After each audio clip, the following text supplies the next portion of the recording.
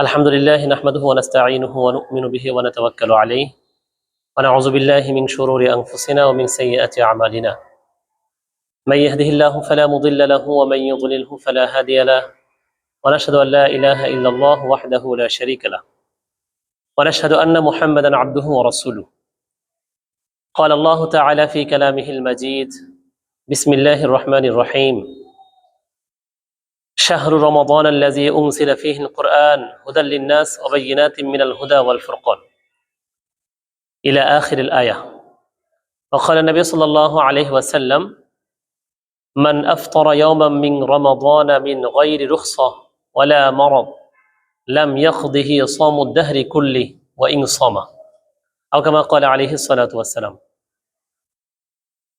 الحمد لله আল্লাহ তাআলার কাছে লাখ কোটি শুকরিয়া যে মহান রব্বুল আলামিন রোজার মতো এত গুরুত্বপূর্ণ একটা ফজিলত আল্লাহ তাআলা আমাদেরকে দান করেছেন।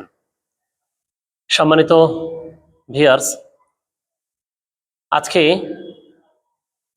আমি স্বল্প সময়ে আপনাদের সম্মুখে রমাদানুল মুবারকের গুরুত্ব এবং ফজিলত সম্পর্কে আলোচনা করব ইনশাআল্লাহ।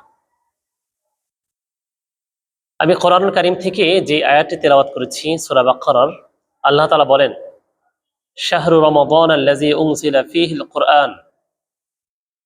রমাদান এমন একটি মাস যে মাসে কোরআনকে অবতীর্ণ করা হয়েছে। হুদাল লিন্নাস, মানুষের হেদায়েতের জন্য, ওয়াবায়্যিনাতিম মিনাল হুদা ওয়াল ফুরকান, এবং সঠিক এবং ভুল এই দুয়ের মাঝে পার্থক্য করার জন্য। ফামান শাহিদা মিনকুমুশ শাহর, আল্লাহ তাআলা বলেন যে ব্যক্তি রোজার মতো গুরুত্বপূর্ণ মাস পেয়ে যাবে ফালইয়াসুম, সে যেন রোজা রাখে। ওয়ামান কানা মারিদান আও আলা সাফার, যদি কোনো ব্যক্তি অসুস্থ থাকে অথবা সফরে থাকে, ফাইদ্দাতুম মিন আইয়ামিন উখর, তাহলে আল্লাহ তাআলা বলেন তার জন্য সুযোগ আছে, সে সুস্থ হওয়ার পরে অথবা সফর থেকে ফিরে আসার পরে সে অন্য দিনে এই রোজার কাজা করবে। সম্মানিত উপস্থিতি, এই রোজা আমাদের সবার উপরেই ফরজ। আমরা যারা প্রাপ্তবয়স্ক হয়েছি আমাদের উপরে রোজা ফরজ। আল্লাহ তাআলা কোরআনুল কারীমের সূরা বাকারার 183 নম্বর আয়াতে বলেছেন ইয়া আইয়ুহাল্লাযীনা আমানু কুতিবা আলাইকুমুস সিয়াম, হে ঈমানদারগণ, তোমাদের উপরে রোজাকে ফরজ করা হয়েছে কামা কুতিবা আলাল্লাযীনা মিন ক্বাবলিকুম, যেমনি ভাবে তোমাদের পূর্ববর্তী নবী রাসূল এবং উম্মতদের উপরে রোজাকে ফরজ করা হয়েছিল। লাআল্লাকুম তাত্তাকুন, যেন তোমরা মুত্তাকি হতে পারো, যেন তোমরা আল্লাহ তাআলার নৈকট্যপ্রাপ্ত বান্দা হতে পারো। এই রোজা এবং এই রোজার গুরুত্ব এত বেশি, মহান রব্বুল আলামিন এর প্রিয় হাবিব সাল্লাল্লাহু আলাইহি ওয়াসাল্লাম হাদিসের মধ্যে বলে দিয়েছেন মান আফতারা ইয়াওমান মিন রমাদান, যে ব্যক্তি রমাদানুল মুবারকের একটি রোজা মিন গায়রি মারাদিন ওয়ালা রুখসাতিন, কোনো ধরনের কারণ ছাড়া, কোনো ধরনের অসুস্থতা ছাড়া ছেড়ে দিল, লাম ইয়াকদিহি সাওমুদ দাহরি কুল্লি, যদি সে ব্যক্তি সারা বছরও রোজা রাখে তাহলে রমাদানুল মুবারকের একটি রোজার সমপরিমাণ সওয়াব সে পাবে না। সুবহানাল্লাহ। তো রোজার ফজিলত এই একটি হাদিস থেকে অনুমেয় যে রোজার ফজিলত কত বেশি। বিশেষ করে এই রমাদানুল মুবারকে মহান রব্বুল আলামিন কোরআনকে অবতীর্ণ করেছেন, যার কারণে এই রমাদানুল মুবারকের সম্মান, এই রমাদানুল মুবারকের মর্যাদা এবং ফজিলত অন্যান্য মাসের থেকে কোটি কোটি গুণ বেশি। আমরা যেমন দেখি, উদাহরণস্বরূপ কোরআনুল কারীম যে বাসায় থাকে এবং কোরআনুল কারীমকে যে কাপড় দিয়ে পেঁচিয়ে রাখা হয়, মুড়িয়ে রাখা হয়, সেই কাপড়টা যখন যদি কোনো কারণে নিচে পড়ে যায়, সেই কাপড়টা যত পুরনো হোক না কেন, সেই কাপড়টা কিন্তু আমরা তুলে ঝাড়া দিয়ে তারপরে চুমু খাই। এর কারণ হলো এই কাপড়টার সম্পর্ক হচ্ছে কোরআনের সাথে, যার কারণে কাপড়ের সম্মান অনেক বেড়ে গেছে। ঠিক আমরা 12টি মাস গণনা করি, মুহররম, সফর, রবিউল আউয়াল, রবিউল সানি, জামাদিউল উলা, জামাদিউল উখরা, রজব, শাবান, রমাদান, শাওয়াল, জিলকদ, জিলহজ, এই 12টি মাস আমরা আরবিতে গণনা করি। তো এই 12টি মাস সম্মানের দিক দিয়ে এবং মর্যাদার দিক দিয়ে কিন্তু এক নয়। এই 12 মাসের মধ্য থেকে সবচেয়ে সম্মানিত এবং ফজিলতপূর্ণ মাস হলো রমাদানুল মুবারক।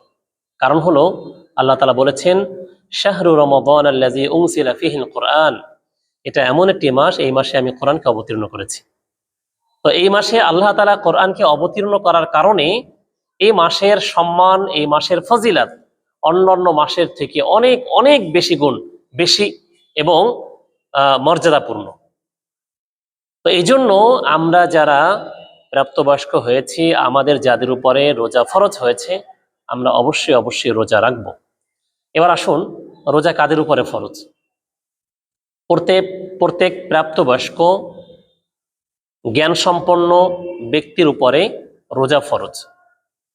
এখন আমাদের মাঝে একটা ভুল প্রচলন আছে, সেটি হলো আমাদের অনেক পিতামাতার সন্তান সন্ততি তারাও প্রাপ্তবয়স্ক, কিন্তু পিতামাতা রোজা রাখেন, সন্তানদেরকে রোজা রাখতে বারণ করেন, অথচ সন্তানদের উপরেও রোজা ফরজ হয়েছে।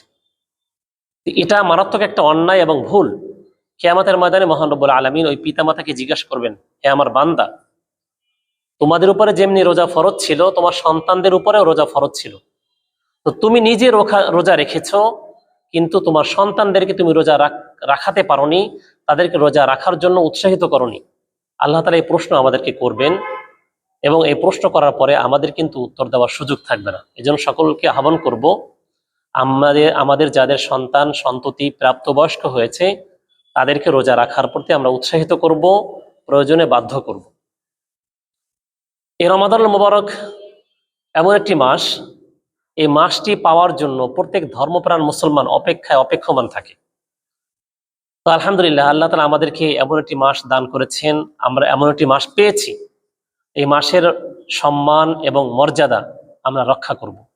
পাশাপাশি আমরা যারা মুসলমান, আমরা যারা আল্লাহ তাআলাকে ভয় করি, আমরা যারা আল্লাহ তাআলাকে বিশ্বাস করি, নবী সাল্লাল্লাহু আলাইহি ওয়াসাল্লামকে আমরা যারা নবী হিসাবে মানি, আমাদের দায়িত্ব এবং কর্তব্য হলো এই রমাদানুল মুবারকে আমরা যেন কারো কষ্টের কারণ না হই, কাউকে কটু বাক্য যেন না শোনাই, কাউকে যেন আমরা কোনো ধরনের হয়রানি এবং হেয় না করি। এই রমাদানুল মুবারকের অন্যতম একটা শিক্ষা হলো, রাসূলুল্লাহ সাল্লাল্লাহু আলাইহি সাল্লাম বলেছেন, ওহুয়া শাহরুল মুওয়াসাত, এই মাসটি হচ্ছে সহমর্মিতার মাস। এই মাসে আমরা সহমর্মী হব, যারা গরিব অসহায় তাদের পাশে গিয়ে আমরা দাঁড়াবো এবং তাদের সাধ্যমতো সাহায্য সহযোগিতা করব। এবং এই মাসটি এত গুরুত্বপূর্ণ এবং ফজিলতপূর্ণ যে মহান রব্বুল আলামিন এর প্রিয় হাবিব সাল্লাল্লাহু আলাইহি ওয়াসাল্লাম বলেন, ওহুয়া শাহরুন ইউজাদু ফীহি রিজকুল মুমিন, এটা এমন একটি মাস, এই মাসে মহান রব্বুল আলামিন মুমিনের রিজিককে বৃদ্ধি করে দেন।